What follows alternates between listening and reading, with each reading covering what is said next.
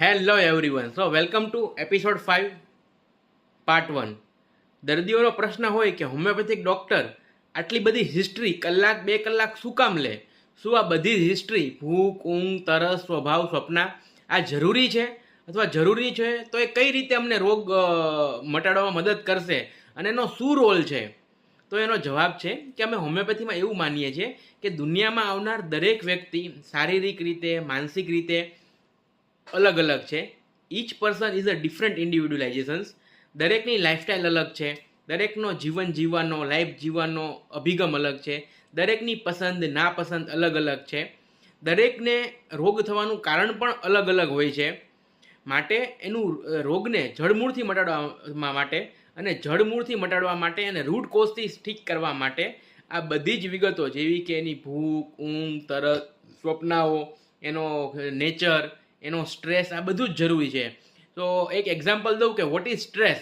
તો basically stress is our reaction to the outside or the outward situation.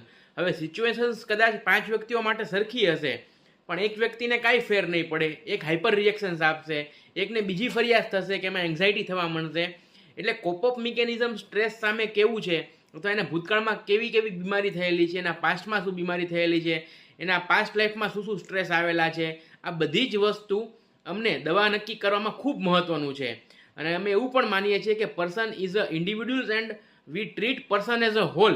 Person as a whole કે માથાનો દુખાવો છે તો બીજી દવા, પેટનો દુખાવો છે તો આ દવા, આ તકલીફ છે તો માથાના ડૉક્ટર પાસે, આ તકલીફ છે તો પેટના ડૉક્ટર પાસે, એવું અમે નથી માનતા. પર્સન એક છે, તકલીફો એના શરીરમાં છે, તો એના પગથી માથા સુધી જો બધી જ તકલીફો થતી હોય તો અમે કેસ ટેકિંગમાં બધા જ લક્ષણો આવરી લઈએ છીએ અને એનો રૂટ કોઝ જાણવાનો પ્રયત્ન કરીએ છીએ. એટલે જો માથાના દુખાવાને એમ કહેશે આવીને દર્દી મને માથાની દવા આપો, તો મારામાં દવા નથી. પણ દર્દી આવીને જો એવું કહેશે કે મને માથાનો દુખાવો સવારે જ થાય છે, મને પાછળથી દુખાવો થઈને આગળ સુધી દુખાવો આવે, આ કરવાથી સારું લાગે, તો ડેફિનેટલી અમારી પાસે ઘણી બધી દવાઓ છે.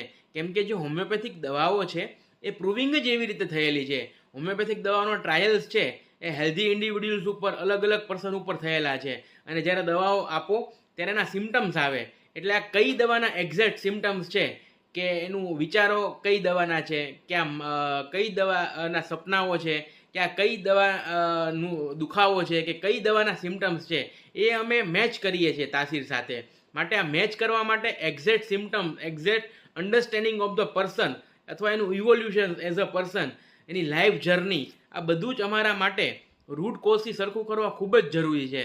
અને જેમ દવાઓ આપીએ રૂટ કોઝ સરખા થાય એમ દર્દીને ધીરે ધીરે સારું થતું જાય, ધીરે ધીરે એનો જીવન જીવવાનો અભિગમ બદલાય, પોઝિટિવ વેમાં એનો એટીટ્યુડ આવે.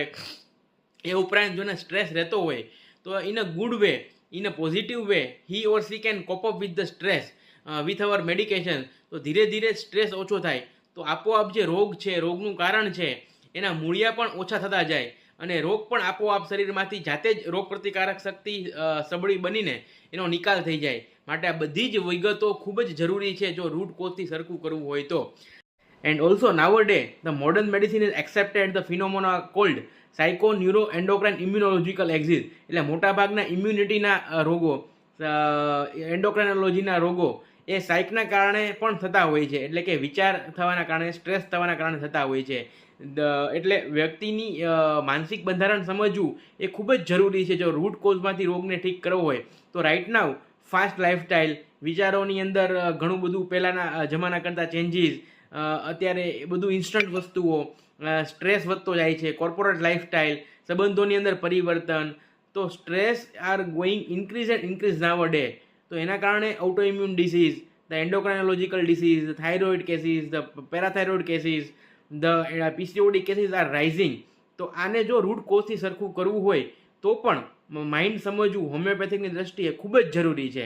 અને સપનાઓ પણ અમારા માટે એટલા જ મહત્ત્વના છે. Because what is dream? Dream is a part of subconscious mind. એટલે દર્દી જો નથી અમને બહુ બધી વસ્તુઓ કહેતો, પણ ઘણા દર્દી એવા હોય કે એના સપના ઘણી બધી વસ્તુઓ અમને કહી જતા હોય છે અને એના ઉપરથી અમે ખૂબ સારી દવા નક્કી કરી શકતા હોઈએ છીએ.